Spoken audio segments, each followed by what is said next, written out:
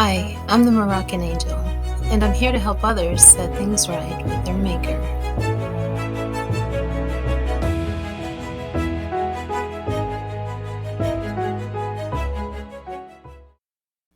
So when you look in the Merriam-Webster dictionary, you will find that the definition for Jezebel is defined as an impudent, shameless, or morally unrestrained woman.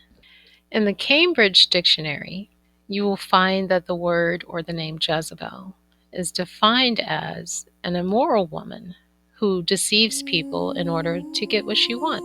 In Christianity, she is characterized by Jehovah's Witnesses as totally evil, a generic catchword for a whoring, non-believing female adversary. Wow, that's a stretch. Interestingly, none of these are biblically accurate. So let's read here. The New Testament Christian book explains it this way.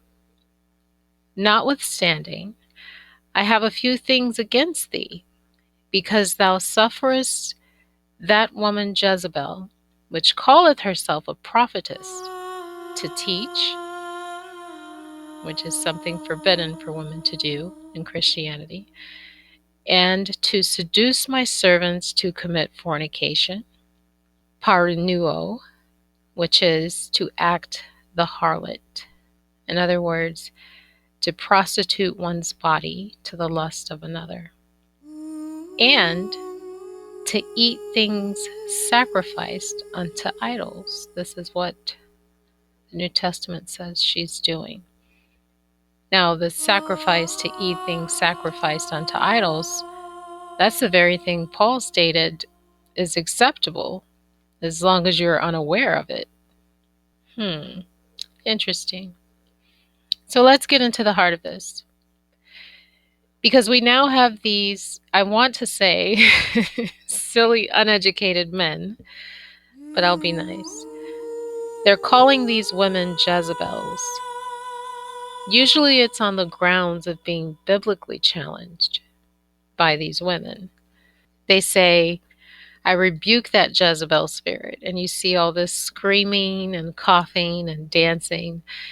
And in this present day and age, I wouldn't be surprised if he has the Jezebel spirit, bringing in all of these lies and false prophecies and untruths while sleeping with women and men behind the pulpit. Okay, let's get on with this. The claim is that the spirit of Jezebel has possessed these girls or these women, a number of them. And the false pastors feel the need to cast out this quote-unquote Jezebel spirit or rebuke her spirit. Now, generally, when an individual is possessed by a spirit, there are definitely defining characteristics that identify the spirit that you're dealing with. Someone possessed with a murdering spirit is not going to manifest a strong desire to bake cookies all day or worship Jesus.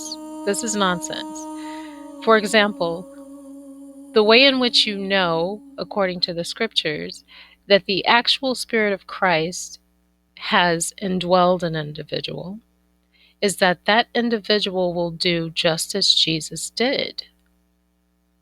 This is exactly what's written in the scriptures. So what are the three major things within the scriptures that identify Jezebel's spirit?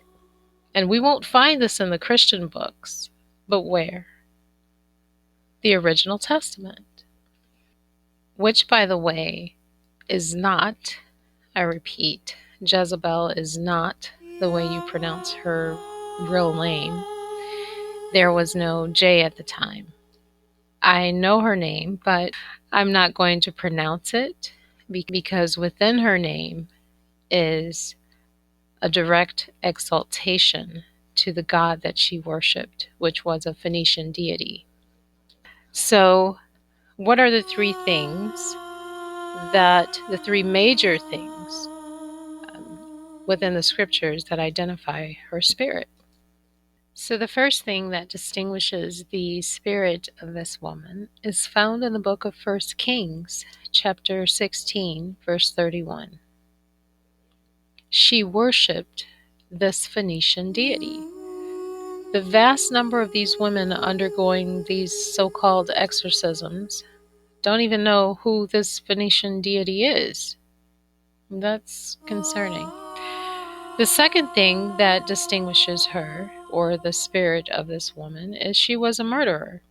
And she wasn't just a serial killer. She had a specific preference. She hated the prophets of the God of Israel. The scriptures say that she not only threatened to kill the prophet or Eliah, or what most know him as, the prophet Elijah, in 1 Kings 19:2, but she also orchestrated the murder of a man in order to take his land, and she did this to appease her husband, Ahab. She also participated in the murder of infants, which was related to religious practices to this Phoenician deity. Now, to be clear, really clear, she worshipped a Phoenician deity. Yes, she was a murderer. And just to mention as a side note, she didn't speak English. You do know that, right? So when you see these pastors say, Jezebel spirit, and the woman says, yes, that's me. No, you know right from the start that that's false. She did not speak English. So the third thing that identifies the spirit of this woman is she practiced witchcraft. Based upon ancient historical facts, we know that the worship practices toward this specific Phoenician deity that she devoted herself to involved the sacrificial death of infants by fire and sexual perversion among the congregants. So, in that sense, mind you, this was enacted forms of worship, not just your common day going to the club and sleeping around. Nowhere within the scriptures does it state that she challenged a professing Christian pastor, her being defined as morally unrestrained, or these generic catchphrases that are devised by uneducated men to put women at a disadvantage. Now, the spirit of Jezebel can, don't get me wrong, it can influence a woman, but the actual possession takes some doing, and the evidence will be seen in what the individual manifests. Do they possess the intellectual capacity to do apart from what they were capable of doing prior to the possession? For example, having no knowledge of the ancient language that she spoke, but upon possession, speaking the dialect perfectly. In similar fashion to the disciples speaking in various languages in the upper room. It is the visible evidence of the possession of the physical vessel. If you've ever been possessed, you know for certain that it is a separate entity apart from your natural intrinsic functioning. It is a manifestation of a separate entity operating within your body. It's a state of being controlled by an external force. This is what it means to be possessed. It's not just screaming really loud. When you're speaking of specific spirits, they have unique characteristics and traits that are directly attributable to them, just like you do. There's false pastors claiming everyone has a demon in order to get attention or recognition and fame. For with this sort of attention comes wealth within the Christian community. Because you look more spiritual, I guess.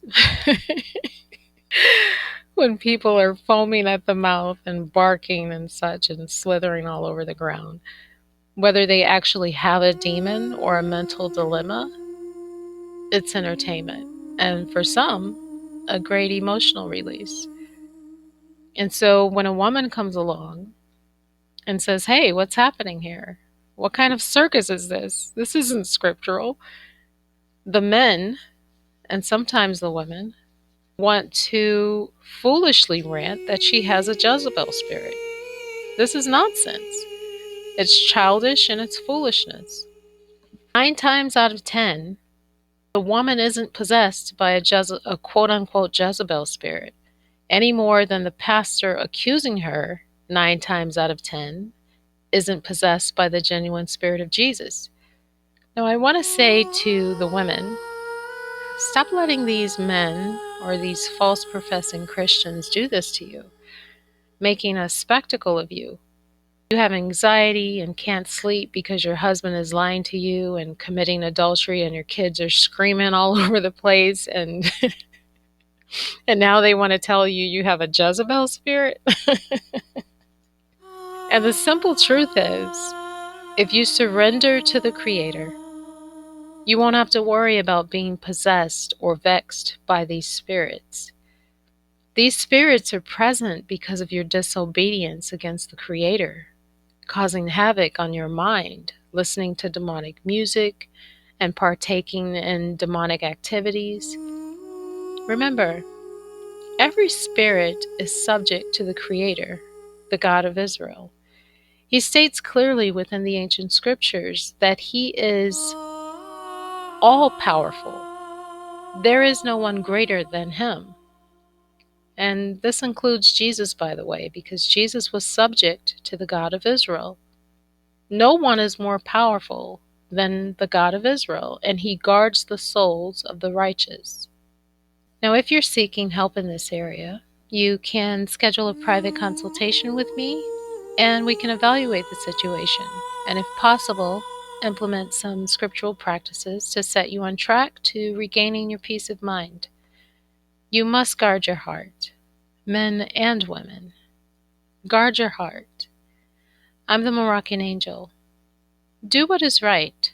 Always. It matters.